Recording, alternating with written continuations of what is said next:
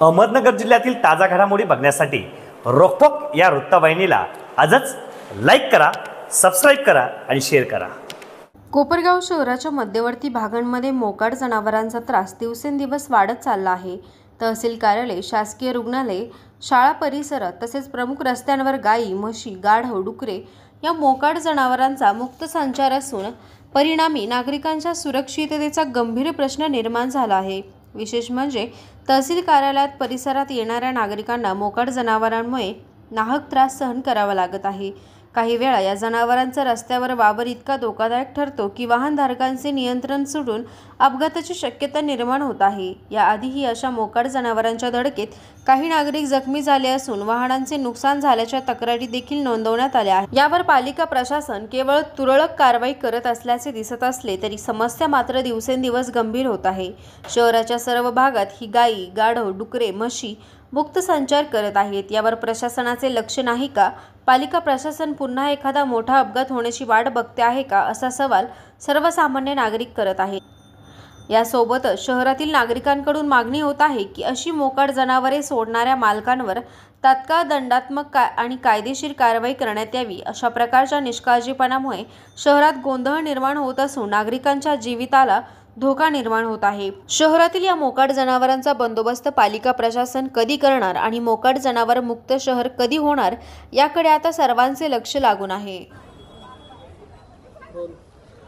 आज कोपरगाव येथील तहसील कार्यालयात आले असता तहसील कार्यालयाच्या आवारात अतिशय मोकाट जनावरांचा सुळसुळाट झालेला आहे। या ठिकाणी वृद्ध माता असतील, महिला भगिनी असतील, पुरुष असतील, हे सर्व या ठिकाणी दळणवळण जास्त असल्याने या ठिकाणी येत असतात। परंतु या ठिकाणी तहसीलच्या गेटमध्येच बघितलं तर आज गायांचा आणि जनावरांचा सुळसुळाट झालेला आहे।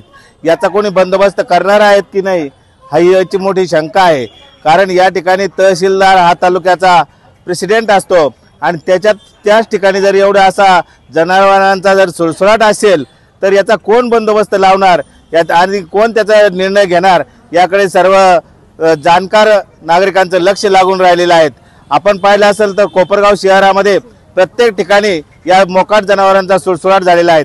त्या ठिकाणी कुत्रे असतील, गाय असतील, सांड असतील, यांनी अतिशय लोकांना या ठिकाणी गाड्यावरती धडकलेले आहेत, ॲक्सिडेंट केलेले आहेत।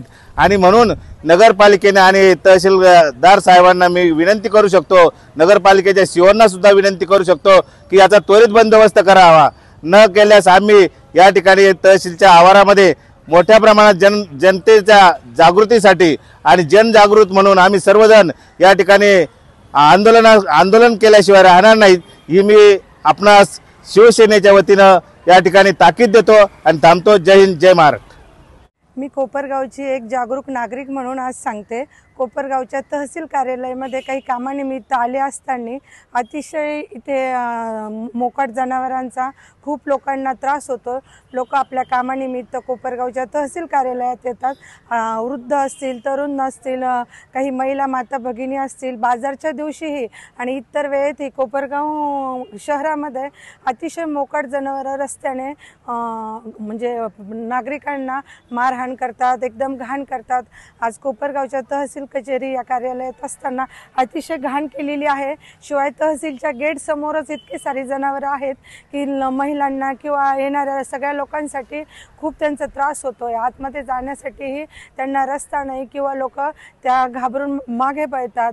त्यामुळे अनेक लोकांना आहे ना ह्या जनावरांपासून खूप त्रास झाला आहे, मारहाण झाली, काही तर दवाखान्यात ॲडमिट आहे, काही ठिकाणी जीवही गेले आहे। त्यामुळे नगरपालिकेने आणि सीओ साहेबांनी यावरती लवकरात लवकर काहीतरी कारवाई करावी अशी मी महिला आघाडीच्या वतीने आणि कोपरगावचे एक जागरूक नागरिक म्हणून त्यांना आव्हान करते। अन्यथा कोपरगाव तालुक्यातील किंवा शहरातील सर्व नागरिकांना याचा न्याय विचारण्यासाठी तहसील मैदानात किंवा नगरपालिकेमध्ये एक ठिय्या आंदोलन लवकरच बसवण्यात यावे।